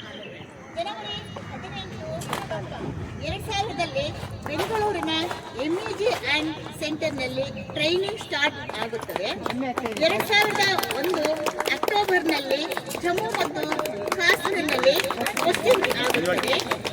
2002ರಲ್ಲಿ ಜಮ್ಮು ಮತ್ತು ಕಾಶ್ಮೀರ ಶ್ರೀನಗರದಲ್ಲಿ ಸೇವೆಯನ್ನು ಸಲ್ಲಿಸುತ್ತಾರೆ. 2003ರಲ್ಲಿ ರಾಜಸ್ಥಾನ ಬಾರ್ಡರ್ನಲ್ಲಿ ಅವರು ಸೇವೆಯನ್ನು ಸಲ್ಲಿಸುತ್ತಾರೆ. 2004ರಲ್ಲಿ ಜರಾಬ್ ಕಪೂರ್ ಚಂಡೀಗಢದಲ್ಲಿ ಸೇವೆಯನ್ನು ಸಲ್ಲಿಸುತ್ತಾರೆ. ಹಾಗೂ 2005ರಲ್ಲಿ ಕುಪ್ವಾಡ ಜಮ್ಮು ಮತ್ತು ಕಾಶ್ಮೀರದಲ್ಲಿ ಜಮ್ಮು ಮತ್ತು ಕುಪ್ವಾಡದಲ್ಲಿ ಸೇವೆ ಸಲ್ಲಿಸುತ್ತಾರೆ. 2006ರಲ್ಲಿ ಸಿಕಂದರಾಬಾದ್ನಲ್ಲಿ ಸೇವೆ ಸಲ್ಲಿಸುತ್ತಾರೆ. ಅದು ಹೈ ಸೆನ್ಸಿಟಿವ್ ಏರಿಯಾ. ಅಲ್ಲಿ ಜೋರಾದ ಚಪ್ಪಾಳೆ ಮೂಲಕ ಅವರನ್ನು ಸನ್ಮಾನಿಸೋಣ. ಎರಡನೇದಾಗಿ ಕಿರಣ್ ಬಳಗನೂರ್ ಇವರಿಗೆ ಸನ್ಮಾನ ಸಮಾರಂಭ ಕಾರ್ಯಕ್ರಮ.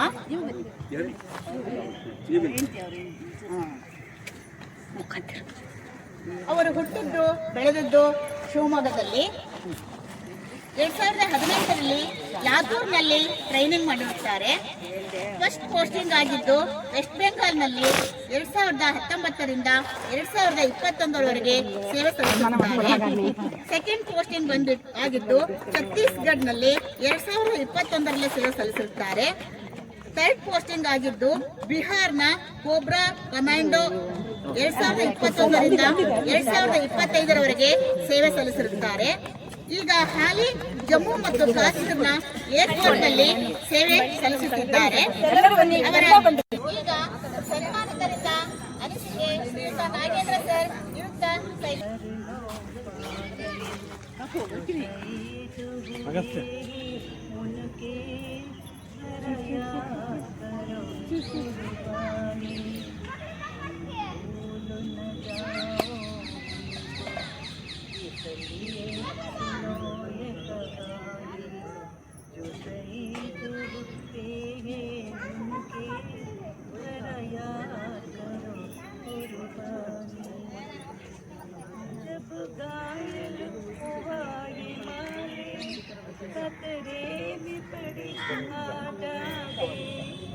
जब तक थी सांस लड़े हो, जब तक थी सांस लड़े हो, फिर अपनी लाश बिछा दे, के दर तर सो गए अमर बलिदानी, शहीद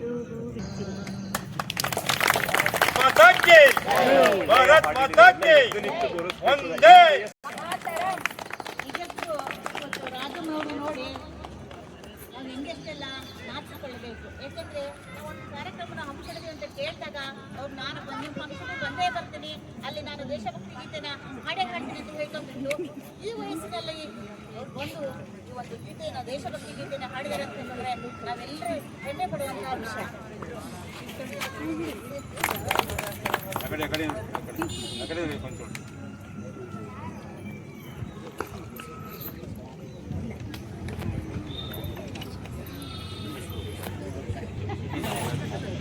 ನಮ್ಮ ವೀರ ಯೋಧರು ತಮ್ಮ ಅನಿಸಿಕೆಗಳನ್ನ ಹಂಚಿಕೊಳ್ಳಬೇಕಾಗಿ ಕೇಳ್ಕೊಳ್ತೇನೆ.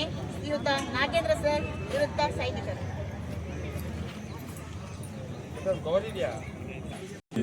ಎಲ್ಲ ಗಣ್ಯ ವ್ಯಕ್ತಿಗಳಿಗೂ ನಮಸ್ಕಾರ. ಹಾಗೂ ಇಲ್ಲಿ ನೆರೆದಿರುವಂಥ ಹಿರಿಯ ನಾಗರಿಕರಿಗೂ ಹಾಗೂ ಹಿರಿಯ ನಾಗರಿಕರಿಗೂ ಎಲ್ಲ ಮಹಿಳೆಯರಿಗೂ ಎಲ್ಲ ತಾಯಿಂದರಿಗೂ ನಮಸ್ಕಾರ. ಈ ಕಾರ್ಯಕ್ರಮ ಕರೆದಿರೋದಕ್ಕೆ ಭಾಳ ಸಂತೋಷ ಆಯಿತು. ಯಾಕಂದರೆ ದೇಶದ ಗಡಿಭಾಗದಲ್ಲಿ 14 ವರ್ಷ ಡ್ಯೂಟಿ ನಂತರ ಇದು ನನ್ನ 3ನೇ ಬಾರಿ ಕರೆದಿತ್ತು. ಸೊ ನಾನು ಯಾವುದೇ ಪ್ರೋಗ್ರಾಮ್ ಕರೆದ್ರೂ ಇಲ್ಲ. ಸೊ ಇದಕ್ಕೆ ಹಿಂದಿನ ಒಂದು ಶಕ್ತಿ ಇದೆ ಅಂತ ಹೇಳ್ಬೋದು. ಅದು ಯಾವ ಶಕ್ತಿ ಅಂದರೆ ಒಂದು ತಾಯಿ ಶಕ್ತಿ, ಒಂದು ಗುರುವಿನ ಶಕ್ತಿ. ತಾಯಿ ಶಕ್ತಿ ನಂತರ ಗುರುವಿನ ಶಕ್ತಿ ಅಂದರೆ ನನಗೆ ಪ್ರಾಥಮಿಕ ಪಾಠಶಾಲೆಯಲ್ಲಿ ಭಾರತ್ ಮಾತಾ ಚರಿಸಿದ್ರು. ಸೊ ಅವರು ನನಗೆ ಭಾಳ ಯಾವ ರೀತಿ ಪಾಠ ಹೇಳ್ತಿದ್ರು ಅಂದರೆ ಭಾಳ ಇಂಟ್ರೆಸ್ಟ್ ಆಗ್ತಿದ್ರು. ಆ ಪಾಠದ ಮೂಲಕನೇ ನಾನು ಒಂದು ಭಾರತ ಸೇವೆ ಮಾಡಬೇಕು, ಗಡಿಭಾಗದಲ್ಲಿ ಸೇವೆ ಮಾಡಬೇಕು ಅಂತೇಳಿ ಒಂದು ನಿರ್ಧಾರ ತಗೊಂಡೆ. ಸೊ ಆ ನಿರ್ಧಾರದಿಂದ ಡಿಗ್ರಿ, ಡಿಪ್ಲೊಮಾ, ಎಜುಕೇಷನ್ ಎಲ್ಲರೂ ಮಾಡಬೇಕು. ಬಟ್ ಎಲ್ಲೋ ಸೇವೆ ಮಾಡಿದ್ರು ಅದು ಉತ್ತಮ ಆಗಲ್ಲ ಅಂತ ಅಂದ್ಕೊಂಡು ಭಾರತ ಸೇವೆಯಲ್ಲಿ ನನ್ನ ಜೀವನವನ್ನು ಮುಡುಪಾಗಿದೆ. ಸೊ 1999ರಲ್ಲಿ ನಾನು ಭಾರತದ ಗಡಿಭಾಗದಲ್ಲಿ ಸೇವೆಗೆ ನನ್ನ ಸೆಲೆಕ್ಷನ್ ಆಯಿತು.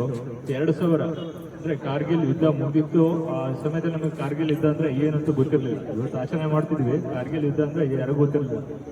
ಆ ಸೆಲೆಕ್ಷನಲ್ಲೂ ಕೂಡ ಅಷ್ಟು ಜನ ಇರಲಿಲ್ಲ. ಟೋಟಲಾಗಿ 2000 ಹೋಗಿದ್ದು. 2000ರಲ್ಲಿ 200 ಜನ ಸೆಲೆಕ್ಟ್ ಆಗಿದ್ದು. 200 ಜನದಲ್ಲಿ ಒಂದು 50 ಇಲ್ಲ 100 ಜನನೂ ಅಷ್ಟೇ ಸೆಲೆಕ್ಟ್ ಆಗಿದೆ. ಇದೇ ಶಿವಮೊಗ್ಗದಲ್ಲಿ ನೇರು ಸ್ಟೇಡಿಯಮಲ್ಲಿ. ಸೊ ಫಸ್ಟ್ ಪೋಸ್ಟಿಂಗ್ ನನ್ನ ಟ್ರೈನಿಂಗಲ್ಲಿ ಬೆಂಗಳೂರಲ್ಲಿದ್ದೆ. ಸೊ 2000ರಿಂದ 2001ರವರೆಗೂ. ಆ ನಂತರ ಫಸ್ಟ್ ನಾನು ಹೋಗಿದ್ದು ಜಮ್ಮು. ಸೊ ಜಮ್ಮುವಲ್ಲಿ ಅವಾಗ ಭಾಳ ನೆಕ್ಸ್ಟ್ ಅವಾಗ ಫೈರಿಂಗ್ ಆಗ್ತಿತ್ತು. ಸೊ ಅವಾಗ RR ಅಂತಿತ್ತು. ಹೋದವರು ವಾಪಸ್ ಬರೋದು ಡೆಡ್ ಬಾಡಿ ಮೂಲಕ. ಎಷ್ಟೋ ಡೆಡ್ ಬಾಡಿಗಳು ನನ್ನ ಕಣ್ಣು ಮುಂದೆ ನಾನೇ ತೆಗೆದಿದ್ದೀನಿ. ಸೊ ಆ ಫೈರಿಂಗು, ಆ ಗುಂಡಿನ ಚಕಮಕಿ, ಅದು ಸತ್ಯ ಅಂಶಗಳೇ ಇವತ್ತು ಈ ಪ್ರೋಗ್ರಾಮಿನ ಮುಂಚೆ ಕಾರ್ಗಿಲ್ ಬಗ್ಗೆ ಮೇಡಮ್ ಅವರು ಬಹಳಷ್ಟು ಹೇಳಿದ್ರು. ಸೊ ಸತ್ಯದ ಅಂಶಗಳೇ ಯಾವುದೋ ನಾವು ನೋಡಿದ್ವಿ. ಸೊ ಅಲ್ಲಿ ಒಂದು ಊಟಕ್ಕಾಗಲಿ ಒಂದು ನೀರಿಗಾಗಲಿ ಏನೂ ಸಿಗಲ್ಲ ಸಮಯ ಸಂದರ್ಭಕ್ಕೆ ಅನುಸಾರವಾಗಿ. ಸೊ 2001ರಲ್ಲಿ ಜಮ್ಮು, 2002ರಲ್ಲಿ ತಿರ್ಗಾ as A Punjab border. So ಆ ಟೈಮಲ್ಲಿ ಪಾಕಿಸ್ತಾನ ಗಲಾಟೆ ನಡೆದಿತ್ತು. ಸೊ ನಿಮಗೆಲ್ಲ ಗೊತ್ತಿತ್ತು ಇಲ್ಲೋ ಗೊತ್ತಿಲ್ಲ. ಸೊ 2002ರಲ್ಲಿ ಪಾಕಿಸ್ತಾನದ ಗಲಾಟೆ ನಡೀತಿತ್ತು. ಸೊ ಆ ಸಮಯದಲ್ಲಿ 2002ರಲ್ಲಿ ಬಾರ್ಡ್ರಲ್ಲಿ ಇದ್ವಿ. ಆ 2002ರಲ್ಲೂ ಬಾರ್ಡ್ರಲ್ಲಿ ಒಂದು ಕನಿಷ್ಠ ಪಕ್ಷ ಗುಜರಾತ್ ಹಿಡಿದು ಲಾಸ್ಟ್ ಜಮ್ಮು ಎಂಡ್ವರೆಗೂ ಇನ್ಫಿಲ್ಟ್ ಹಾಕಿದ್ವಿ. ಅವಾಗ ನಿದ್ರೆ 2 ಗಂಟೆ ಮಾತ್ರ, 2 ಗಂಟೆ. ಸೊ ಆ 2 ಗಂಟೆ ನಿದ್ರೆ ಹೆಂಗ್ ಮಾಡ್ತಿದ್ವಿ ಅಂದ್ರೆ ಗಾಡಿಲಿ ಕೂತಾಗ ಮಲಗಿ ಬರ್ತಿದ್ವಿ ಅಷ್ಟೇ. ಆ ನಂತರ ಮತ್ತೆ ಆ ಡ್ಯೂಟಿ ಮೇಲೆ ಫೋಕಸ್ ಇತ್ತು. ಸೊ ಊಟ ತಿಂಡಿ ನೀರು ಅದ್ರ ಬಗ್ಗೆ ಯೋಚನೆ ಇರಲಿಲ್ಲ.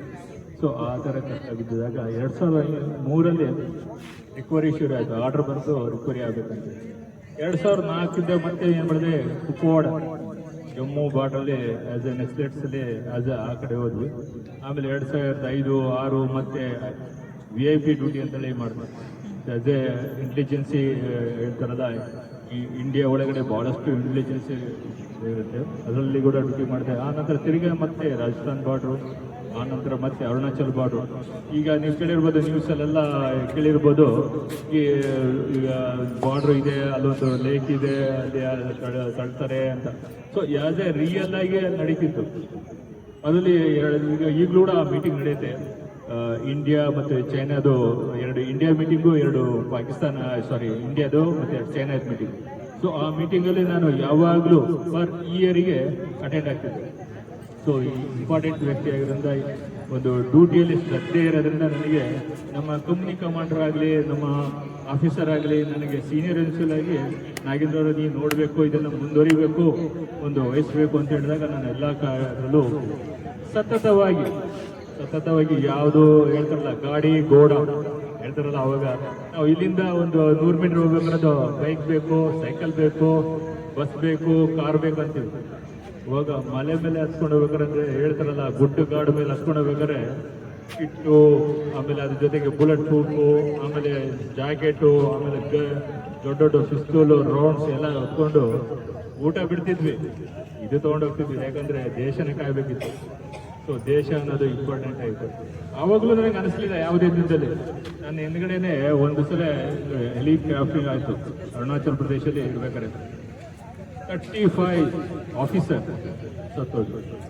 ಕ್ರ್ಯಾಶ್ ಆಗಿ MI-37 ಅಂತೇಳಿ ಬ್ಲಾಸ್ಟ್ ಆದಾಗ ಅದರಲ್ಲಿ ಒಬ್ಬೊಬ್ಬರದು ಒಂದೊಂದು ತುಂಡು ಸೇರಿಸಿ ಒಂದೊಂದು ಸ್ಲೀಪಿಂಗ್ ಬ್ಯಾಗಲ್ಲಿ ಕಟ್ಬಿಟ್ಟು ಅವ್ರ ಮನೆ ಕಳಿಸಿದ್ವಿ. ಸೊ ಆ ಬಾಕ್ಸಲ್ಲಿ ನಮ್ಮ ಯೂನಿಟಿನ ಆಫೀಸರ್ ಕೂಡ ಇತ್ತು.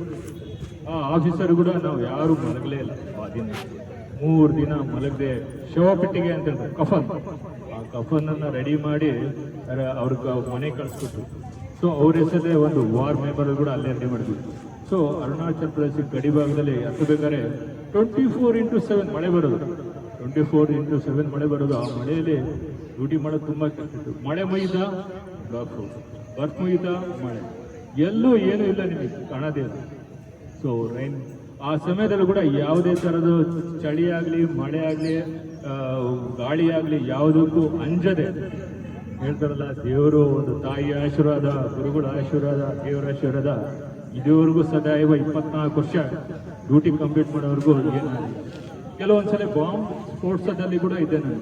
ಎಲ್ಲೋ ನನ್ನ ಪಕ್ಕದಲ್ಲಿ ಏನಿದೆ ಶಿಲಿಕ್ಸ್ ಎಫೆಕ್ಟ್ಸ್ ಇದೆಯಲ್ಲ, ನಾನು ನನ್ನ ಟೀಮ್ ಜೊತೆ ವರ್ಕ್ ಮಾಡ್ಬೇಕಾದ್ರೆ ಭಾಳಷ್ಟು ಇನ್ಸಿಡೆಂಟು ಕಣ್ಣಾರೆ ನೋಡಿದ್ವಿ. ಅವ್ರಿಗೋಸ್ಕರ ನಾನು ಅವ್ರಿಗೆ ಹಾಸ್ಪಿಟ್ಲಿಗೆ ಕರ್ಕೊಂಡು ಹೋಗೋಗೋಸ್ಕರ ಭಾಳಷ್ಟು ಸಾವು ನೋವುಗಳನ್ನು ಕಣ್ಣಾರೆ ನೋಡಿದ್ರು. ನಾವು ದೇವರು ನನಗೆ ಆ ನಿರ್ದೇಶನ ನೋಡು ಮುಂದೋಗುವಂತಲೇ ಒಂದು ಪ್ರೇರಣ, ಒಂದು ಶಕ್ತಿ ಕೊಟ್ಟಿದ್ರು. ಅದು ಏನೂ ಆಗಲಿಲ್ಲ ನನಗೆ. ಆದರೆ ಅದರಲ್ಲೂ ಈವೆಂಟಲ್ಲೂ ಇಷ್ಟೆಲ್ಲ ಆಗಿ ನಾನು ಮನೆಗೆ ಬರ್ತೀನಿ, ನನ್ನ ತಾಯಿ ನೋಡಬೇಕು, ನನ್ನ ತಂಗಿ ನೋಡಬೇಕು, ಅಕ್ಕ ನೋಡಬೇಕು, ಹೆಂಡತಿ ನೋಡಬೇಕು, ಮಗು ನೋಡಬೇಕು ಅಂತ ಯಾವುದು ನನ್ನಲ್ಲಿ ಒಂದು ಎಳ್ಳಷ್ಟು ಕೂಡ ಆಸೆ ಆಕಾಂಕ್ಷೆ ಇರಲಿಲ್ಲ. ಸೊ ಆ ನಂತರ ಹಂಗೆ ಮತ್ತೆ ಚೈನಾ ಬಾರ್ಡ್ರು, ಮತ್ತೆ ಜೋಧ್ಪುರ ಬಂದೆ, ಮತ್ತೆ ಜೈಸಲ್ಮೇರಲ್ಲಿ ಒಂದು ಲೋಟ ನೀರು ಸಿಗೋದು ಕಷ್ಟ. ಬೆಳಗ್ಗೆಯಿಂದ ಸಾಯಂಕಾಲ ಆ ಬಾರ್ಡಲ್ಲಿ ಇರಬೇಕಂದ್ರೆ ತುಂಬಾ ಕಷ್ಟ. ಸೊ ಆ ಟೈಮಲ್ಲೂ ಕೂಡ ನಮಗೆ ನೀರು ಕೂಡ ಸಿಕ್ಕರೂ ಉಪ್ಪು ನೀರು. ಅದನ್ನ ಈಗ ಇಲ್ಲಿ ಇಂಡಿಯಾದ ಒಳಗಡೆ ಎಲ್ಲ ಮನೆ ಮುಂದೆ ಬೋರ್ ಆಗಿದ್ರು ಅದರ ನೀರು ಕುಡಿಬೋದು. ಆ ನೀರಿಗೆ ಕೊಡೋಕೆ ಆಗಲ್ಲ. ಸೊ ಒಂದು ಬಾಟಲ್ ನೀರು ಸೊ ಅದು ಹಿಡ್ಕೊಂಡು ಬೆಳಗ್ಗೆಯಿಂದ ಸಾಯಂಕಾಲವರೆಗೂ ಟ್ರಾವೆಲ್ ಮಾಡ್ತಿದ್ವಿ. ಒಳಗಡೆ ನಡೆಯೋದು ಕಷ್ಟ, ಯಾಕಂದ್ರೆ ಒಂಟೆಗಳ ನಡೆಯೋದು ಅವಾಗ ಒಂಟೆಗಳೆಲ್ಲ ಇಲ್ಲ. ಆ ತರ ಡ್ಯೂಟಿಗಳಲ್ಲಿ ತುಂಬಾ ಕಷ್ಟ ಇರ್ತದೆ ವಿತ್ ರೈಫಲ್ ಜೊತೆಗೆ. ಆ ಟೈಮಲ್ಲಿ ಅದನ್ನು ಕೂಡ ನಾವು ನೋಡಿದ್ವಿ. ಆ ಟೈಮಲ್ಲಿ ಕೂಡ ಒಂದ್ಸಲ ನಮಗೆ ಪಾಕಿಸ್ತಾನದಿಂದ ಒಂದು ಬರುತ್ತೆ, ಲೆಟರ್ ಬರುತ್ತೆ. ಆ ಟೈಮಲ್ಲೂ ಕೂಡ 35 ಕಿಲೋಮೀಟರ್ ಒಂದು ಟ್ರ್ಯಾಕ್ ಆಗ್ತೀವಿ, 35 ಕಿಲೋಮೀಟರ್. ಸೊ ವಾರಿಗೋಸ್ಕರ ರೆಡಿ ಆಗೋಕ್ಕೆ ಆ ಟೈಮಲ್ಲೂ ಕೂಡ ಸನ್ನದ್ಧನಾಗಿತ್ತು. ಆ ನಂತರ ತಿರ್ಗಾ ನೆಕ್ಸ್ಟ್ ಶ್ರೀನಗರ ಬಂದ್ವಿ, ಶ್ರೀ ಗಂಗಾನಗರ, ಹೀಗೆ ಎಲ್ಲ ಫೀಲ್ಡ್ಗಳಲ್ಲೇ ಡ್ಯೂಟಿ ಮಾಡಿದ್ವಿ. ಕಡೆ ಲಾಸ್ಟಿಗೆ ನನ್ನ ಒಂದು ಅಳಲಿಕ್ಕೆ ಅವ್ರ ಹತ್ರ, ನಮ್ಮ ಇವ್ರ ಹತ್ರ ಹೇಳಿದೆ, ನಮ್ಮ ಸಾಹೇಬ್ರ ಹತ್ರ, ನಾನು ಇಷ್ಟು ವರ್ಷ ಆಯ್ತು, ಸರ್ವಿಸ್ ಆಯ್ತು, ಮದುವೆ ಆಯ್ತು, ಮಗುನೇ ಆಗಿಲ್ಲ ಸರ್ ಅಂತ. ಅವ್ರು ಹೇಳಿದ್ರು, ಅವ್ರು ಒಂದೇ ಒಂದು ಸೆಕೆಂಡ್ ಯೋಚನೆ ಮಾಡೋದು ನನ್ನ ಬಗ್ಗೆ. ಲಾಸ್ಟ್ ನಿಮ್ಗೆ ಒಂದ್ಸಲ ಬೆಂಗಳೂರಿಗೆ ಹೋಗ್ಬಿಟ್ಟು ಬಾ. ಸೊ 1 ಇಯರ್ ನನಗೆ ಹೋಮ್ ಪೋಸ್ಟಿಂಗ್ ಅಂತ ಕೊಟ್ಟಿದ್ರು. ಸೊ ಆ ಸಮಯದಲ್ಲೇ ನಮಗೆ ಒಂದು ಮಗು ಆಯ್ತು. ಈಗ ಅದು 4 ವರ್ಷ. ಅವನ ಹೆಸರು ರೋಹಿತ್ ಅಂತೇಳಿ. ಸೊ ನನ್ನ ಫ್ಯಾಮಿಲಿಗೆ ನಾನು ಟೈಮ್ ಕೊಡೋಕ್ಕಾಗಿಲ್ಲ.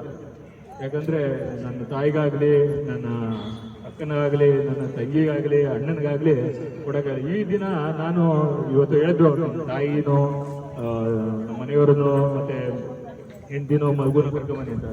ಅವ್ರಿಗೆ ಸ್ವಲ್ಪ ಹುಷಾರಿಲ್ಲ ಕಾರಣ ಹೆಂಡತಿಯವರು ಹುಡ್ಕೋಬೇಕಾಯ್ತು. ತಾಯಿಯವರು ನಮ್ಮ ಅಣ್ಣನೂ ಕೂಡ ಪೊಲೀಸಲ್ಲಿ. ಸೊ ಆಸ್ ಎ 99 ಅವ್ರು ಸೆಲೆಕ್ಟ್ ಆದ್ರು, 99 ನಾನು ಸೆಲೆಕ್ಟ್ ಆಗಿದ್ದೆ. ಸೊ ನಾನು ನೋಡೋಕ್ಕಾಗ್ತಿರಲಿಲ್ಲ. ಹಂಗಾಗಿ ನನ್ನ ತಾಯಿ ನನ್ನ ಅಣ್ಣನ ಹತ್ರನೇ ಇದ್ದಾರೆ ಈಗಲೂ ಕೂಡ. ಯಾಕಂದ್ರೆ ನಾನು ಸರಿಯಾಗಿ ಟ್ರೀಟ್ಮೆಂಟ್ ಮಾಡೋಕ್ಕಾಗಲ್ಲ, ಏಜ್ಡು. ಈಗ ಅವ್ರಿಗೆ 68 70 ಆಗಿದೆ. ಸೊ ಹಂಗಾಗಿ ಜೀವನದಲ್ಲಿ ಎಲ್ಲಾ ರೀತಿನೂ ದೇವರು ಹೇಳ್ತಾರಲ್ಲ, ಸುಣ್ಣನ ಬೇಯಿಸ್ಬೇಕಾದ್ರೆ ಎಷ್ಟು ಪರ್ಸೆಂಟೇಜ್ ಬೇಯಿಸ್ತಾರೋ ಅಷ್ಟವರೆಗೂ ಒಂದು ಡಿಗ್ರಿಯಲ್ಲಿ ಬೆಂದು ಹೊರಗಡೆ ಬಂದಿದ್ವಿ. ಸೊ ಏನೇ ನೋಡಿದ್ರು ಕಷ್ಟ ಬಂದೇ ಬರುತ್ತೆ ಜೀವನದಲ್ಲಿ, ಎಲ್ಲರಿಗೂ ಕಷ್ಟ ಬರುತ್ತೆ. ಯಾಸೆ ಈಗ ನೀವೆಲ್ಲ ಸೇರಿದ್ರ, ಒಂದು ಪ್ರೋಗ್ರಾಮ್ ಮಾಡ್ತಿದ್ದೀರಾ. ಈಗ ಮಕ್ಕಳನ್ನು ಬೆಳೆಸೋದೇ ನಿಮ್ಮ ಕೈಲಿದೆ. ಇವತ್ತಿನ ಒಬ್ಬ ಮಗು ಸೈನಿಕನಾಗಬೇಕಾ, ಡಾಕ್ಟರ್ ಆಗ್ಬೇಕಾ, ಇಂಜಿನಿಯರ್ ಆಗ್ಬೇಕಾ ಅನ್ನೋದು ನಿಮ್ಮ ಕೈಲಿದೆ, ತಾಯಂದ್ರ ಕೈಯಲ್ಲಿ, ಹೆಣ್ಣು ಮಕ್ಕಳ ಕೈಯಲ್ಲಿ. ಅವರು ಯಾವ ರೀತಿ ಬೆಳಿಬೇಕು, ಯಾವ ರೀತಿ ಮುಂದುವರಿಬೇಕು ಅನ್ನೋದು ಎಲ್ಲ ನಿಮ್ಮ ಕೈಲಿದೆ. ನಾವು ಯಾವ ರೀತಿ ಎಜುಕೇಶನ್ ಕೊಡ್ತೀವಿ ಅನ್ನೋದ್ರ ಮೇಲಿದೆ. ಅವನಿಗೆ ಯಾವ ರೀತಿ ತಿಳುವಳಿಕೆ ಕೊಡ್ತೀವಿ, ಯಾವ ರೀತಿ ಅವನು ಬೆಳೆಸ್ಬೇಕು, ಯಾವ ದಾರಿ ನಡೆಸ್ಬೇಕು ಅಂತ. ಸೊ ಈಗ ಯಾರು ಕೇಳಿದ್ರೆ ಯಾರೇ ತಂದೆ ತಾಯಿ ಕೇಳಿದ್ರೆ ನಾನು ಡಾಕ್ಟರ್ ಆಗಬೇಕು, ಇಂಜಿನಿಯರ್ ಆಗಬೇಕು, ವಿಲೇಜ್ ಅಕೌಂಟ್ ಆಗಬೇಕು, ಆ ಥರ ಹೇಳ್ತಾರೆ. ಯಾರು ಸೈನಿಕನಾಗಬೇಕು ಅಂತ ಹೇಳಿದ್ರೆ, ನಾನು ದಿನ ಹೇಳಿದ್ದೆ ನಾನು ಸೈನಿಕನಾಗಬೇಕು ಅಂತ. ನನ್ನ ಕನಸಲ್ಲಿ ಯಾವಾಗಲೂ ಬರ್ತಿತ್ತು ಯೋಧನ ಆಗಬೇಕು ಅಂತ. ನಮ್ಮ ತಾಯಿ ಹೇಳಿದಾಗ ಮಗ ಅವ್ರು ಏನು ಹೇಳಿಲ್ಲ, ಅವರು ಏನು ಹೇಳಿಲ್ಲ, ಖುಷಿ ಆದ್ರು. ಓಕೆ, ನಮ್ಮ ಟೀಚರ್ ಹೇಳಿದಾಗ ನಾನು ಡ್ಯೂಟಿ ಮಾಡಿ ಬಂದಾಗ ಅವರಿಗೆ 2 ವರ್ಷ ಆಗಿತ್ತು. ಒಂದು ಸ್ವಲ್ಪ ಟೈಮ್ ನಾನು ಬಸ್ಸಲ್ಲಿ ನೋಡಿದೆ, KSRT ಬಸ್ಸಲ್ಲಿ. ಅವ್ರು ನೋಡಿದಾಗ ಅವ್ರಿಗೆ ಕಾಲಿನ ನಮಸ್ಕಾರ ಮಾಡಿ ಹೇಗಿದ್ದೀರಾ ಏನಂತ. ಅವಾಗ ಅವ್ರಿಗೆ ಏಜ್ ಆಗ್ಬಿಟ್ಟಿತ್ತು, ಭಾರತ ಮಾತಾ ಟೀಚರ್ ಅಂತ. ಅವ್ರಿಗೆ ನಮಸ್ಕಾರ ಮಾಡಿದೆ. ಈಗಲೂ ಕೂಡ ನಾನು ಕಲಿತಂತ ಸ್ಕೂಲಿಗೆ ಒಂದ್ಸಲ ಹೋಗಿ ಭೇಟಿ ಕೊಡ್ತೀನಿ. ಲಾಸ್ಟ್ ನಾನು ರಿಟೈರ್ಡ್ ಆಗ್ಬೇಕಾದ್ರೆ ಕೂಡ ಅವ್ರಿಗೆ ಒಂದ್ಸಲ ಹೋಗಿ ಭೇಟಿ ಆಗಿದೆ. ಸೊ ಎಲ್ಲರಲ್ಲೂ ಆ ಒಂದು ಹುಮ್ಮಸ್ಸು ಎಲ್ಲ ಇದೆ. ಅದನ್ನು ಹೊರತೆಗೆದು ಯಾವ ರೀತಿ ನಮ್ಮಲ್ಲಿರೋ ಥಾಟ್ಸ್, ಯಾವ ರೀತಿ ಪಾಸಿಟಿವ್ ಥಾಟ್ಸ್ ನಿಗುತ್ತೆ. ಬಟ್ ಮಿನಿಟಲ್ಲಿ ನಿಮಗೆ ಎಲ್ಲರಿಗೂ 60,000 ಪಾಸಿಟಿವ್ ನೆಗೆಟಿವ್ ಥಾಟ್ಸ್ ಇರುತ್ತೆ. ಸೊ ಆ ಥಾಟ್ಸ್ ಯಾವಾಗ ಹೋಗುತ್ತೋ ಅದು ಕ್ಲಿಯರಿಟಿ ಆಗುತ್ತೆ. ಈ ಥಾಟ್ಸ್ ನಿಲ್ಲಕ್ಕಾಗಲ್ಲ ಅಂತ ಹೇಳ್ಬೋದು ಕೆಲವರು, ಇದು ಸರಿಯಾಗತ್ತೆ ಅಂತ.